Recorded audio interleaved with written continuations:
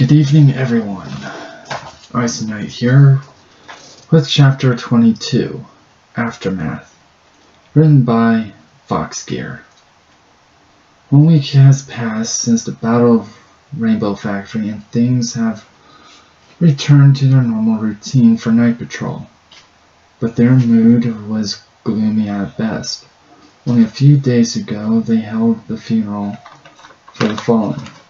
Alto sang for them again, bringing many of them to tears. For Luna, the past week has been spent lying in her bed, recovering from her magic exhaustion and undergoing physical therapy.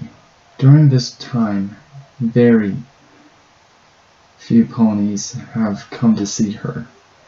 About 3 ponies total: her sister, Applejack, and Nightingale.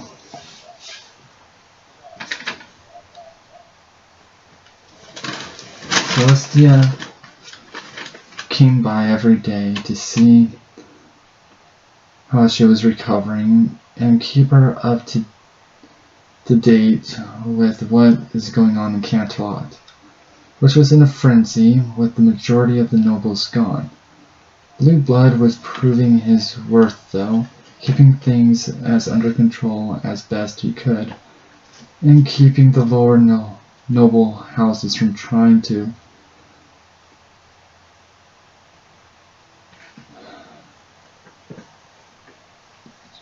usurp a position of power.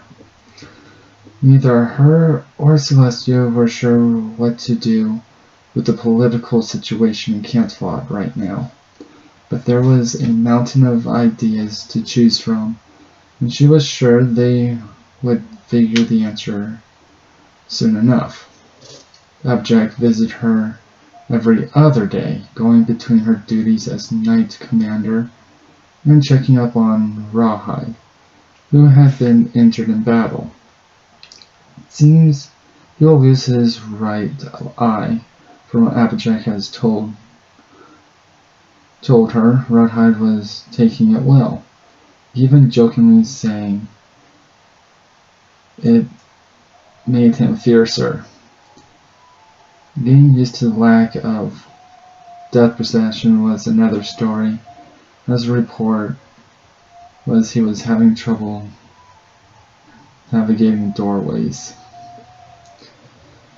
And the final pony to visit this week, but the one to visit the least, only once to be precise, was Nightingale. Though it wasn't during the normal visiting hours, Luna remembered it well. It was the night of the funeral after the ceremony. She had just been brought to her bed to rest when Nightingale came to her crying.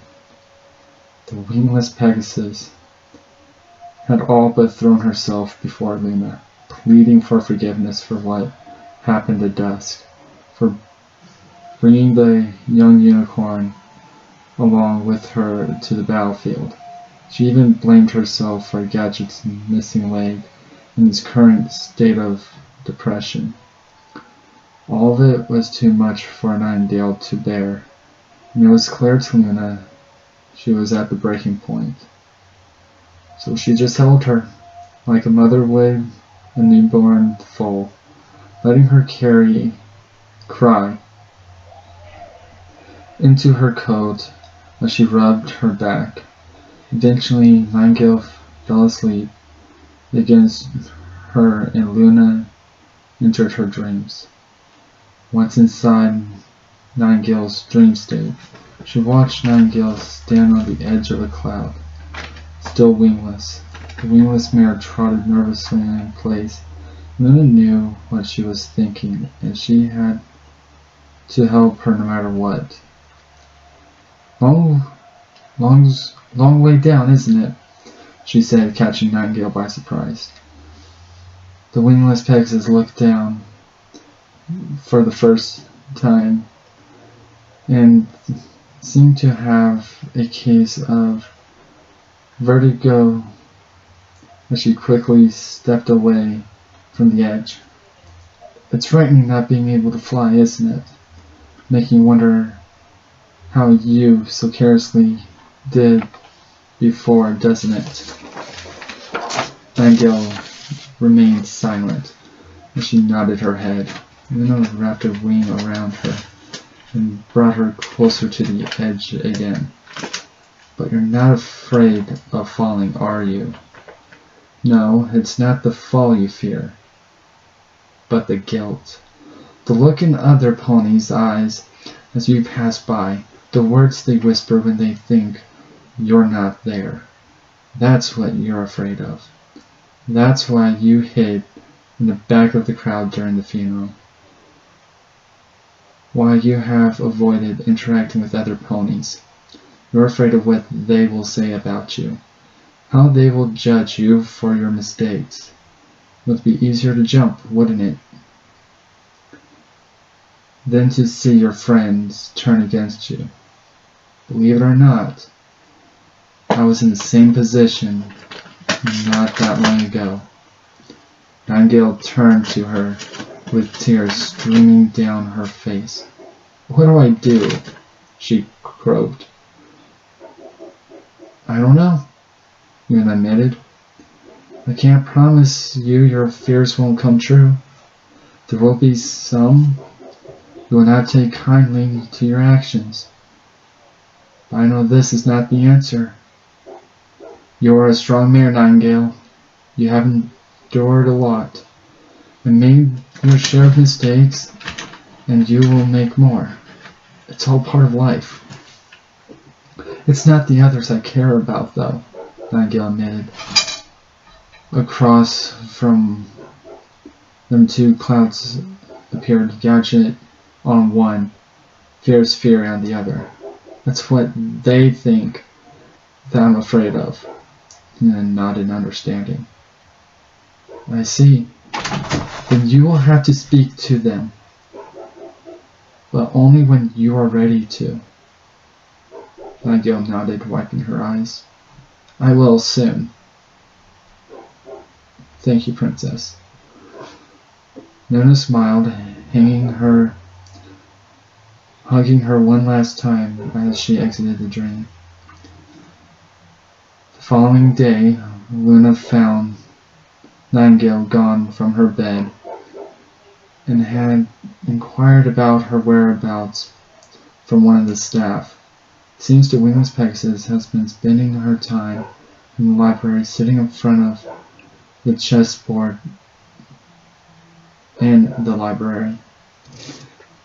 After Nightingale's visit, no pony came to visit her other than her sister, probably so she could have her rest. But that was about to change. For today, Luna felt she had the strength to move under her own power. She had taken first steps in a week, and nearly falling due to her limbs being stiff. But after a few paces to get the blood flowing, she could walk normally. She still would have to take it easy till she was fully healed. But she could at least go and visit other ponies now. And there was one she was desperate to see. Entering the hall, Luna made her way down towards the library, coming to a stop at the second to the last door. She took a moment to smooth out her name before knocking, receiving a weak "come in," and entered the room. Inside was sparkingly decorated, save for some armor and tools. The pony she was eager to see was lying on his bed. She smiled as she approached the bed. The nurse on duty bowed her head and silently left the room, leaving the 2 of them alone. "How are you doing?" she asked, not knowing what else to say. The pony on the bed laughed weakly and smiled back at her. "I'm doing fine. Though it hurts a lot." So does the rest of me.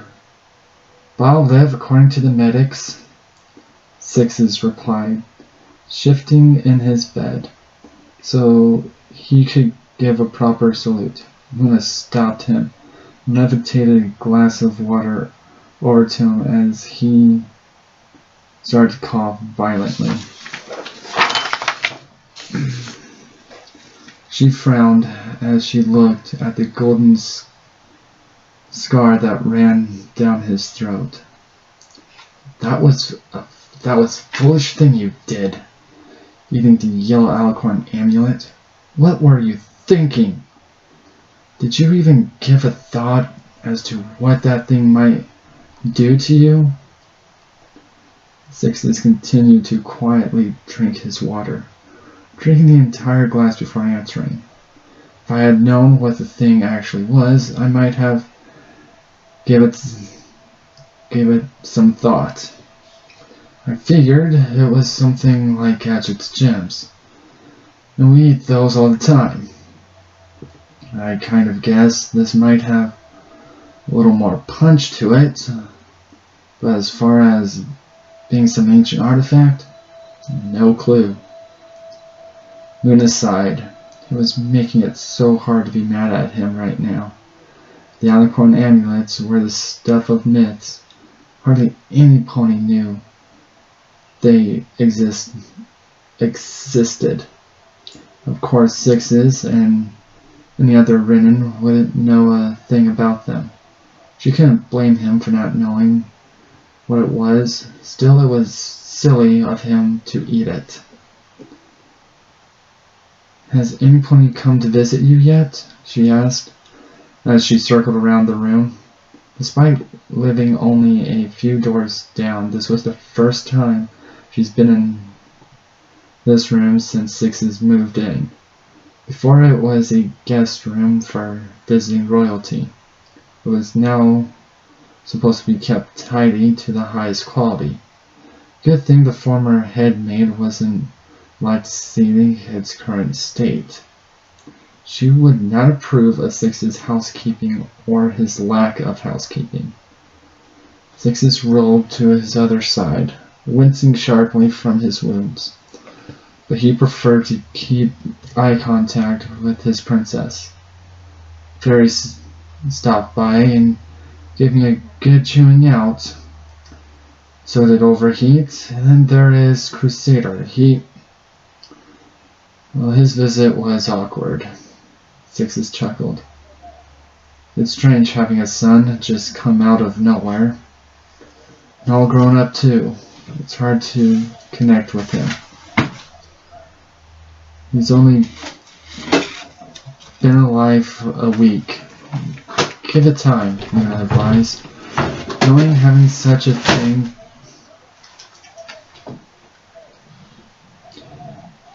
thrust on any pony would be difficult to deal with. Abject told me Crusader has joined the newest batch of recruits with many others of the freed ponies. They will be quite an addition to our ranks for sure. Maybe. Sixes grunted as he rolled onto his back to stare up at the ceiling.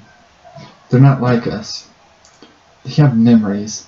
Their own group functions separate from ours. I think many of them will wish to see the world denied them for so long. It's only a matter of time. Till then, we'll give them the proper skills to survive in this world. Luna looked weirdly at the Knight Commander's reflection in the mirror on the wall. Is that your desire too, Sixes? Do you wish to leave and see the world as well? She tried to keep the anxiety out of her voice, but she couldn't. The thought of the night patrollers leaving frightened her to her bones. In the mirror, Sixes turned so he was facing her backside. She didn't have the will to face him directly right now. I'm right where I want to be, Luna. I'm not going anywhere, he said with conviction. She quickly wiped her hoof to hide her tears of joy, but she couldn't stop laughing with happiness as she turned to face him with what was sure to be a silly grin. "That's quite a bold move, saying my name without my title," she said jokingly. Zixis grinned at her as he wrapped himself in his covers. "I think we can blame that on the medicine. Probably make me loopy, you know?" Zixis chuckled as his eyes began to flutter shut. "Doc says I need more sleep. I think I'll catch a couple of these quick. You still having that feast for... what is it again?" "It's the Hearth-Warming Eve Festival. I'll be sure to have some food sent up to you." Luna giggled as Zixis falls asleep right in front of her.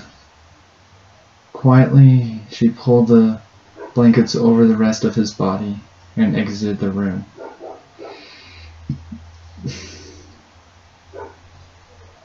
Luna was salivating at the mouth when the smell of fresh baked bread reached her nose.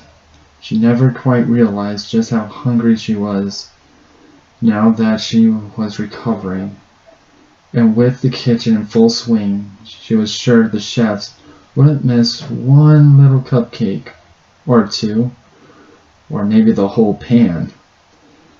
Carefully tiptoeing into the realm of delicious treats, Luna took pause to notice the kitchen was unguarded by its usual staff, leaving all of the tasty treats at her mercy. While not as fun, she was hungry, so she took a plate of fresh, hot cupcakes and gorged herself on them. It made her wonder, though, where were the staff? As she passed a storage closet, she heard something strange.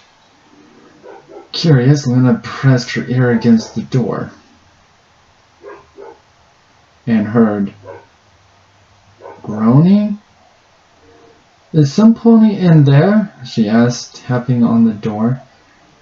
There was a crash of something falling over and a clatter of hooves as the door swung open to reveal the head chef, the earth pony named Triple Chocolate, a thin mare with a dark chocolate coat and white mane, though she looked rather red right now. "Princess Luna, how wonderful it is to see you. Is there something you need? A snack? A treat? A full course meal?" the mayor said, frankly in a tone much higher than usual, leaving the princess curious and concerned as she tried to look past her into the storage room. "What I have will do for now. But are you all right? You seemed rather flustered." Luna tried to poke her head behind the door, but Triple Chocolate blocked her view every time. "Nothing's wrong. Everything is fine. Nothing to see as you can see," Triple Chocolate said really fast, which only further drove Luna's curiosity. "Then where are the other kitchen staff?" There was a musty scent in the air, different from any baked goods Luna had never smelled before. "On break," Triple Chocolate replied quickly, with a big nervous grin. Luna's curiosity was quickly turned to annoyance. "All of them? Every single last pony is on break," Triple Chocolate nudged. "Very well. I will leave you to it then." As Luna walked away, she heard Triple Chocolate sigh in relief. Before the Earth Mare knew what happened, Luna forced the door open with her magic. Hearing gasps from the head chef, with her turning deep, dark shade of red, as it was revealed Overheat was in the storage room.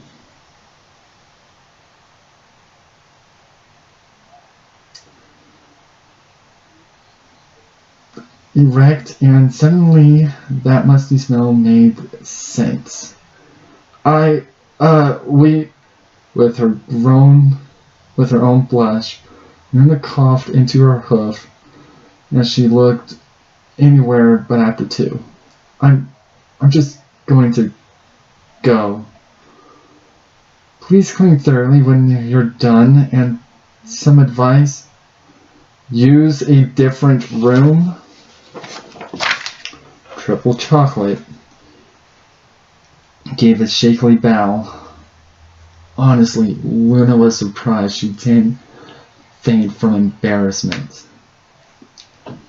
Her appetite gone, Luna decided she should probably go and check on Gadget. The adventure pony was the most affected by the last battle, and losing a child is never easy, even if they might be alive. As Luna trotted past the infirmary, she came to a stop, spotting a strange pony standing outside the door. Strange being a relative term, of course, as most of Night Patrol were strange. She didn't recognize him, so he must be one of the new arrivals. The pony was orange with blue crystals on his joints, including his wings. He was looking into the infirmary where eachother lay. She suddenly noticed the similarities between the two. Carefully she approached him, not wanting to scare him with her presence. "Is there something you need help with?" she asked, tapping the pony on the shoulder. He turned and looked at her with surprise, making a quick bow with his head before returning to watch eachother. "What's your name?"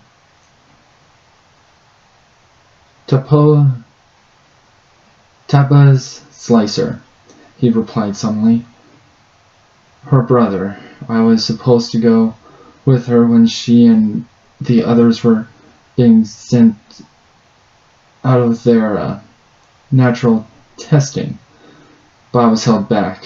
They didn't want two ponies with the same genetic code in a group of ponies that were having their memories erased and meant to breed. At least they didn't want a mare and stallion with the same code." Slicer laughed.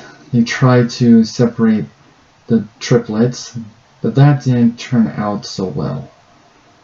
The one brother they separated killed 3 researchers." Luna's ears flamed. "I'm sorry. I wish we could have done something sooner." Slicer shook his head. "No, what's important is that you did something in the end and put a stop to it all. Things are better this way.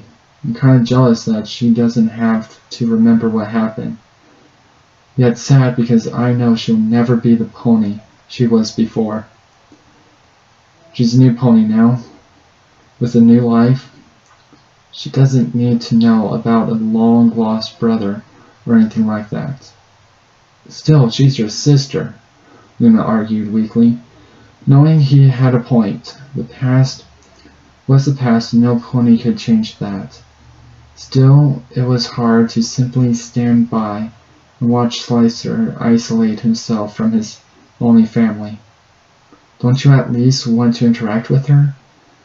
The old her may be gone, but you can get to know the new her as friend and comrade, at the very least." "Maybe," was all he said as he walked away, leaving Luna to wonder how many more ponies were in the same position, lost in the vast world, their former friends and family having no memory of them. It had to be hard, but at least they still had each other. Her mood down, Luna wondered about her own sister Celestia. They have been spending a lot of time together since outing the nobles and attacking the factory. On second thought, maybe spending time together wasn't the right phrase. They've been in the same room and have been talking, but they haven't really just sat down, had a cup of coffee and tea, and just be sisters for a while. As much as Luna loved being in the spotlight again and gaining recognition among the common ponies, she knew it was only a matter of time before she and her sister crossed horns again. They had such different ideas on how things should be and how things should be done that friction would only naturally come between them. Maybe if they took some time to actually talk to each other in less political setting, they could come to some agreement.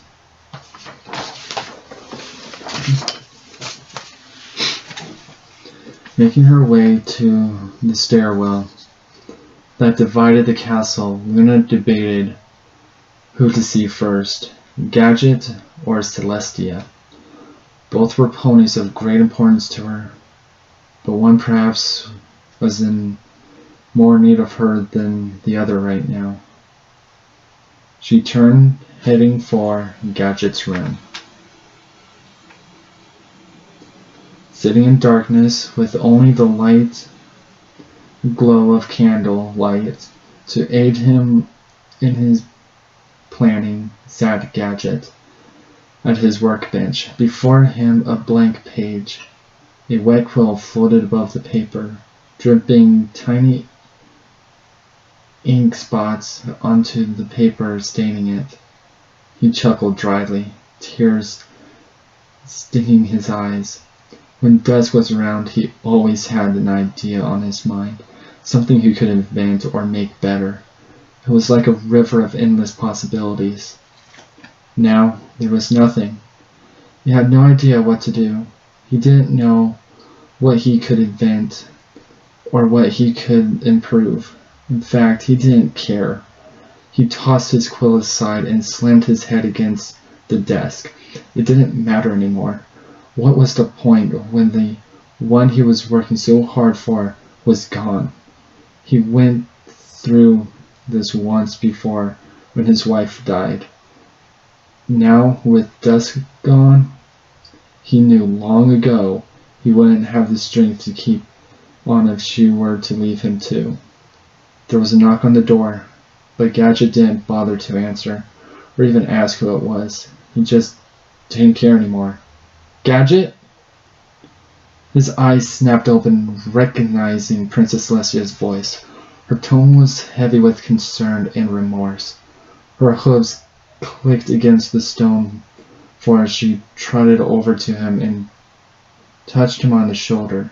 He made no move to give any of the usual pleasantries. Are you? She stopped mid-sentence, probably knowing the answer to her question already. I know you're not in best spirits right now, and no sane pony would be after what happened. But are you really going to give up? Even if there were only one chance of seeing her again, wouldn't you want to take? There isn't even a 1 in a million chance of me finding her. Gadget droned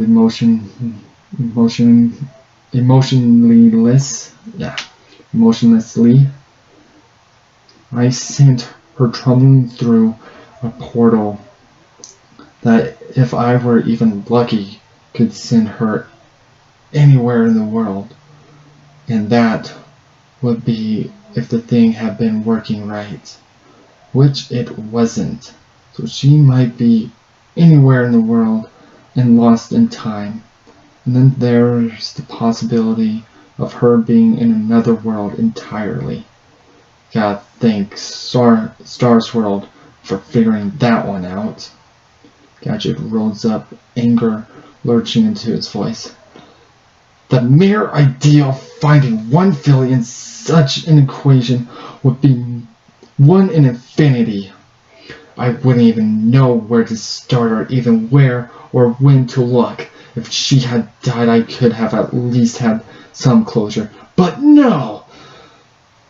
The universe saw it fit not only to take my wife from me, steal my daughter's childhood, and now to just kick while I'm down, send my child tumbling through space and time. Tell me, princess, tell me how life can be that unfair. I know it isn't supposed to be fair, but there should be some balance, right? Something to even it all out. There is no harmony without chaos. Well, what do I get for all this misery? Gadget fell on his hunches. What do I get for losing everything? Luna reached out her hoof. Gadget, don't call me that, Gadget yelled, smacking her hoof away. Do you know why I changed my name? Why I stopped being Starwind the Beardless? Luna shook her head. Gadget laughed humorously. I changed it after my wife was killed. Not because I needed to hide. Not because I need to change. Red Soul. She died because I was always too busy inventing to beside her like I should have been. I decided that I would be Gadget, the inventor that looked after his family, not the one that ignored them. I guess I didn't really change, did I? I was just as worthless a father as I was a husband. Don't you say that! Don't you say that! Luna yelled, grabbing Gadget by the shoulders. You were the best father Des could ask for. She loved you. That's why she went back for you, because she wanted to protect you. You did the best you could, but sometimes even our best isn't enough. But you need to decide now. What are you going to do? Are you going to continue to be the father that failed her? Or will you be the one that never gave up looking for her? Gadget looked away from her. Leave me, please. I need to think. Luna nodded suddenly and left him. Gadget crawled back to his stool and looked at the blank paper, and then to the picture of him and Des standing on the deck of Mooncutter. He looked to the paper again and dipped his quill in some ink and began to draw. Luna sighed deeply as she exited Gadget's room. A lot of ponies were in very dire emotional states. There was no way she could be able to deal with them all and stay sane. Helping a pony in a dream is one thing. She could see everything clearly there. All their fears lay before her, and it was easier to help them where she could control the environment to further aid in their recovery. Face to face was a different story. It wasn't easy, nor it clear what needed to be done, and even her own emotions were played against her, as she had to stand and watch the pony torture themselves in the real world, where she had little control over what happened. Taking a calming sigh, Luna suppressed her fears on the matter. She could not break, at least not in a place like this. She needed to maintain a strong and calm image for her ponies. However, she would be lying if she denied that she needed some help. Her thoughts wandered to her sister, making her smile. A visit with Celestia would do her good. Trotting up the stairs to the west wing of the castle, Luna entered Celestia's corridor and was preparing to knock on the door when she hears voices inside. Voices, as in more than one. Knowing it wasn't right to spy, but curious as to who would be in her sister's room, she tapped the door open slightly and peered inside. Scanning the room, Luna spotted Celestia pacing in a circle in the center of her room. Crusader, the last experiment of Rainbow Factory, stood in the center of her circle. Luna wondered what Celestia was doing. She was looking closely at the Renin, asking soft questions she couldn't hear, but when Celestia had Crusader unfold his wings, she mimicked his motion, so her wings was parallel to his.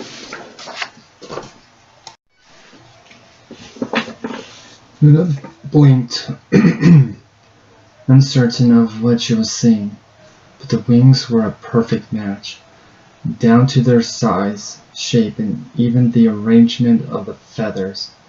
But the similarities didn't end there. There were even the same shade of white.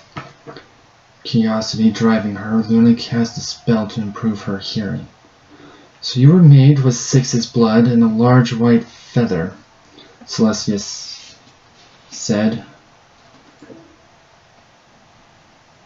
plucking a feather from her wing and comparing it to Crusader's. The similarities were uncanny. "Correct. That is what Sixes said." Celestia frowned. "Are you afraid to call him father?" Crusader's brow frowned at the question. "No. I have called him that several times, and he has said little to protest it, and I even visited while he was recovering. But it was awkward. I don't think either one of us is really comfortable with the situation. I was created from his blood without his consent. My appearance is almost identical to his. I'm more of a clone than a son. You shouldn't say that about yourself. You are your own pony. Though you, like the other Renin, were brought into this world different, that doesn't make you any less than a pony born naturally." Celestia smiled as she wrapped her wing around him. "I can't speak for Sixes of what he's feeling on the matter of you being created from his blood are, but for me, I would enjoy having a son once again." Luna quickly ducked away from the door, not even bothering to close it as she sprinted away, her heart racing in her chest as she flew down the steps, her mind a melee storm of emotions. One part of her was happy and excited about the news, but the other part was not so jealous. Dare she say she was jealous? If so, what was she jealous of? The thoughts plagued her as she retreated into her room and locked the door, hissing as her short legs screamed at her for running when her body wasn't ready to. Hobbling over to the mirror, she levitated her comb in some water and began washing her face, the actions calming her by its mundanity. "Perhaps I shall stay here till the feast begins," she reasoned, looking at her reflection in the mirror. She smiled at the reflection, the motion looking faked and forced as she pulled hard on her comb, working the knots out of her loose hair. For a moment, her pupils appeared silted. She blinked, wondering if she was seeing things. She shrugged off, seeing her normal eyes, and resumed her task of combing her hair.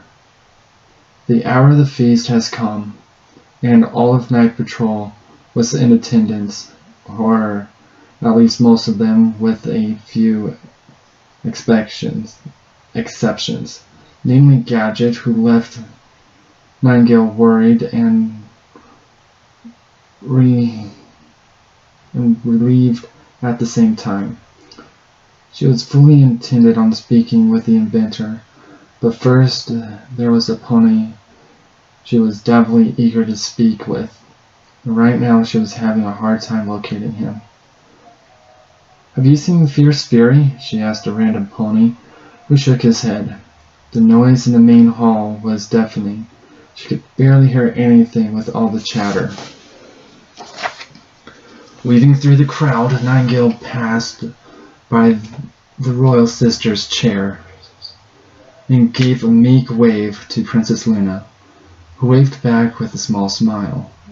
Celestia was preoccupied with a 4-tier tall, multi-flavored cake, but she did wave a chocolate-stained hoof in her direction. The heat of the room rising with the number of bodies, Nightingale made for one of the many balconies for some fresh, cool air. She sighed with relief as the night air cooled her sweaty coat. Falling on her hunches, she looked up at the night sky. The stars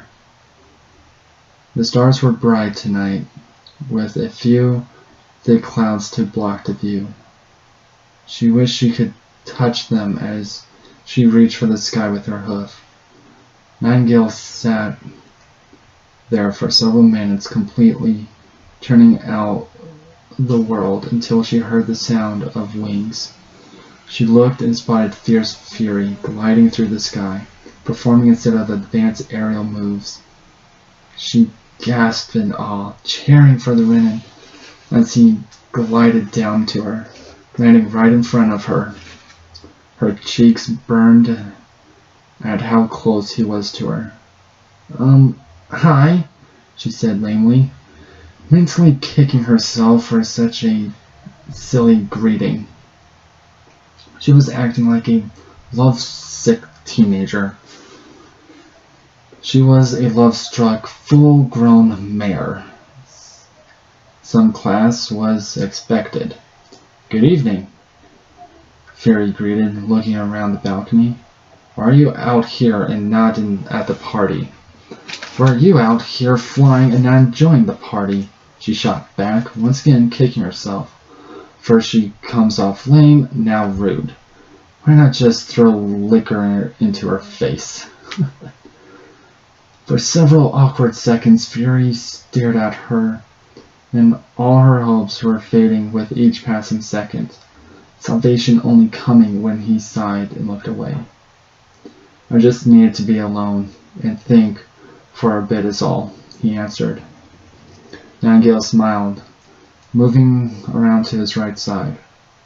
"Me too. Still a bit noisy in there for my current mood. Would you mind taking me up there for a while?" Fury looked up, spotting the clouds in the sky. He looked at her back, where the scars of her wings married her coat.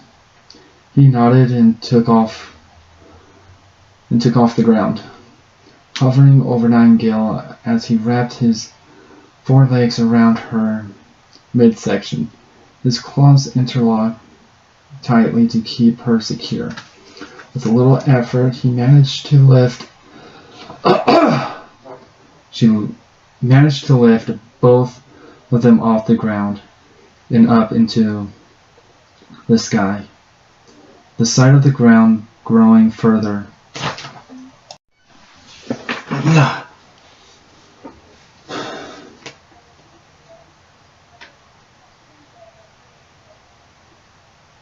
For several awkward seconds, Fury stared at her, and all her hopes were fading with each passing second, salvation only coming when he sighed and looked away. I just needed to be alone and think for a bit, is all, he answered. Nightingale smiled, moving around to his right side. Me too, still a bit noisy in there for my current mood. Would you mind taking me up there for a while? Fury looked up, spotting the clouds in the sky. He looked to her back, where the scars of her wings marred her coat. He nodded and took off the ground, hovering over Nightingale as he wrapped his front legs around her midsection, his claws interlocking tightly to keep her secure. With a little effort, he managed to lift both of them off the ground and up into the sky. The sight of the ground growing further and further away brought tears to her eyes. From up here, everything seemed so tiny, yet large at the same time. In one direction, the everfree forest stretched on forever. In another, the lights of Canterlot Castle glowed in the darkness, and throughout the countryside, little huddles of huts glowed with candlelight. It was amazing. Is this high enough? Fury asked, dropping onto a big fluffy cloud. Nightingale nodded, ecstatic,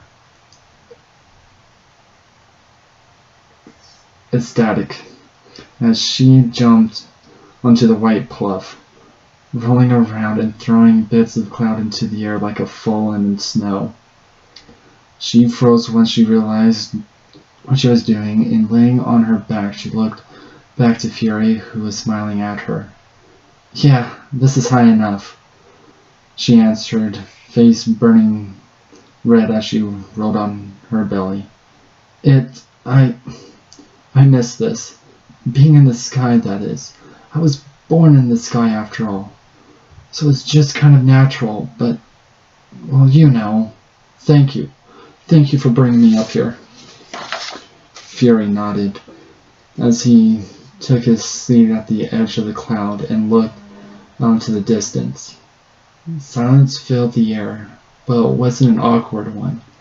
Nightingale made her way over to the red Renin and sat down next to him. Following his gaze, she saw what he was staring at, the moon. They sat there, not saying anything for quite some time. I'm glad, Fury said suddenly, breaking away from the moon to look at her. I'm glad I was able to help you.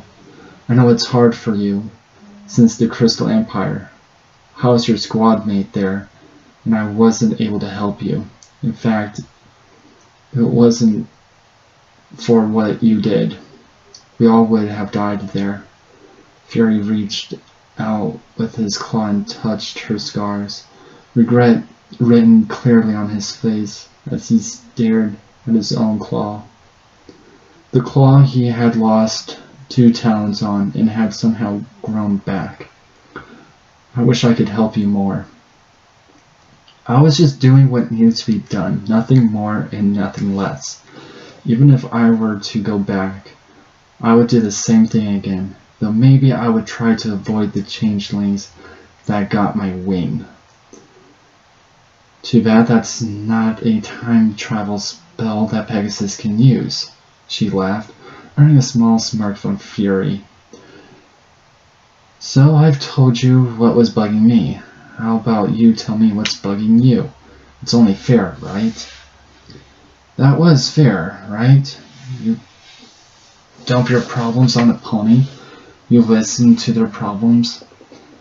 And it just happens that Nightingale really wished to hear what was bothering the Red Renin. Really, I find the whole thing silly to be so bent out of shape about, Fury began. But it does bother me with those...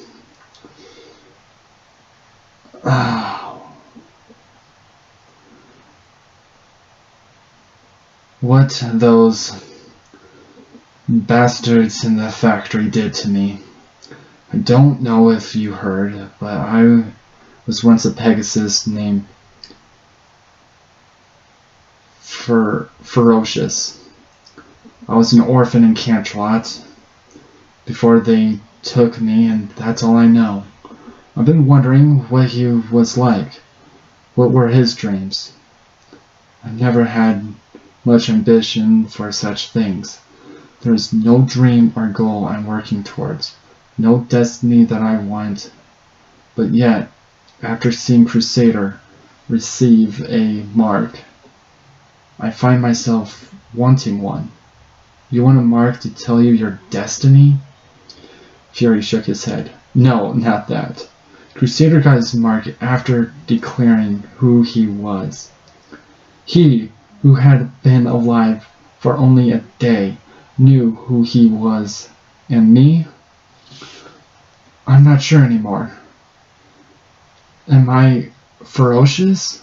The fool robbed of his life and freedom? Or am I 1330, an experiment that will never know its purpose? Or am I Fierce Fury, the night patroller? Fury chuckled humorously. Like I said, the whole thing is silly.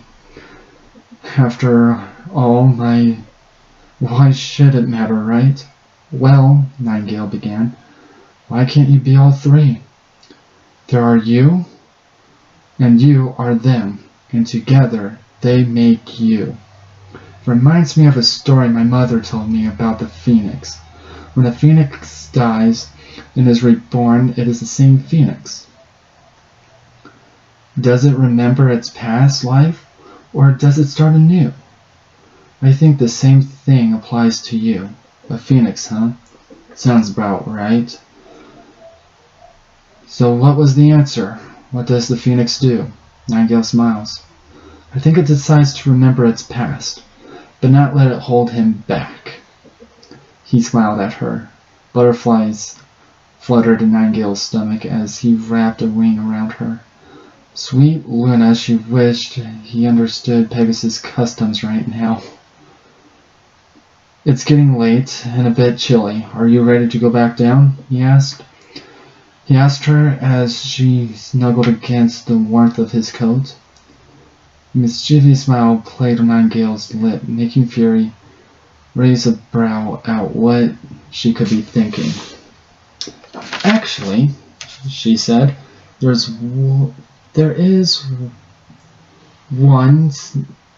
something else I'd like to do up here. And that is, Nightingale looked up to Fury's eyes, the light of the moon washing over them as she rose up and kissed Fury's lips. At first he didn't respond. She hung on that, at least wanting to get as much as she could out of this moment. When her heart was on the verge of breaking, he pushed back. It was late in the night, or maybe it was early morning. He didn't know. But it didn't matter. He was too happy. The happiest he's been in the past week. For tucked loving between his hooves as his last and only hope to ever communicating with his daughter again. All of his hopes rested in a single magic book. Gadget No Starwind smiled at his newest creation. It wasn't a machine or a gizmo like his other inventions. It was just paper intertwined with a number of advanced spells. Spells he had to borrow from a certain bearded unicorn. But he put his one-side rivalry aside, just this once, or maybe forever. He wasn't sure yet. The point is, he had done it. Calculating the book, embroiled with the mark for infinity, dusk mark, Starwind carried the simply object, the simple object, like it was a national treasure, as he slowly made his way to Dusk's room and found his new metal leg throbbing against the stone floor. Another invention he's just completed, which led him to discover an even amazing idea, but would have to wait. Standing outside her bedroom, Starwind looked at his daughter's toys and decorations, cataloging everything in his mind, since it would be the last time he would be able to enter after this. Levitating the book onto the bed, Starwind touched the sheets one last time. His plan was simple. He knew wherever Dusk was, or wherever she was, she would no doubt return here to her last home, and when she did, this book would be waiting for her, a lifeline for her to call. Anything written in the book would be sent to his book in the other room. It was designed to send messages through time and space, and even beyond worlds, if such a thing is possible. It was a big, stupid, and illogical gamble, but what did he have to lose for it? A one night's sleep? He laughed. He would give up 1,000 nights' sleep to see his daughter again. Of course, there was something to lose. To keep the book safe from time and thieves, he had to lock it away in her room, with spells to keep out the elements and decay of time, and any pony that didn't share his DNA. The room would be sealed, locked in time, and it would not be entered again if the seal was broken. That was the funny thing about time spells. They could only be used once. Goodbye, Dusk. Sweet dreams, wherever you are.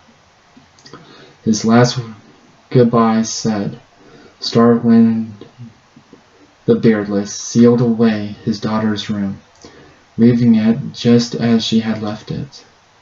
Suddenly, he walked back to his desk and stared at his book with his own mark and waited.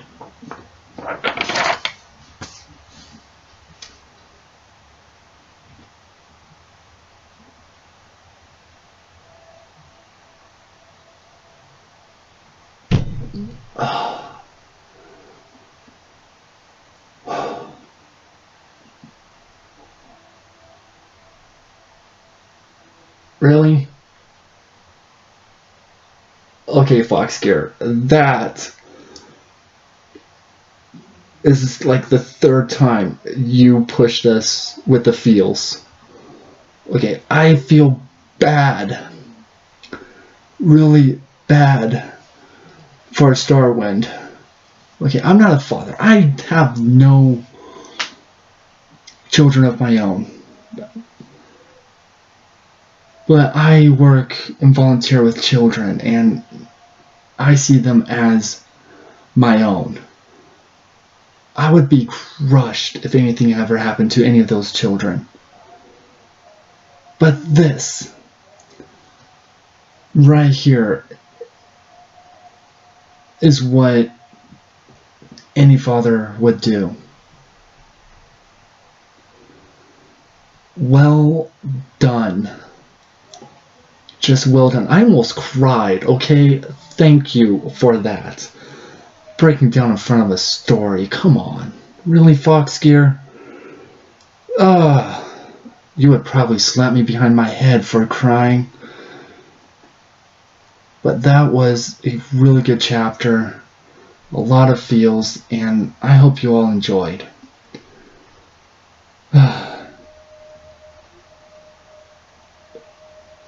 I just wish that, I just want to wish you guys a happy hearts warming, because it's going to be tomorrow. And tomorrow I will be giving you a heartwarming present of hopefully 3 chapters. I'm sending you all a good night's sleep. And sweet dreams, everyone.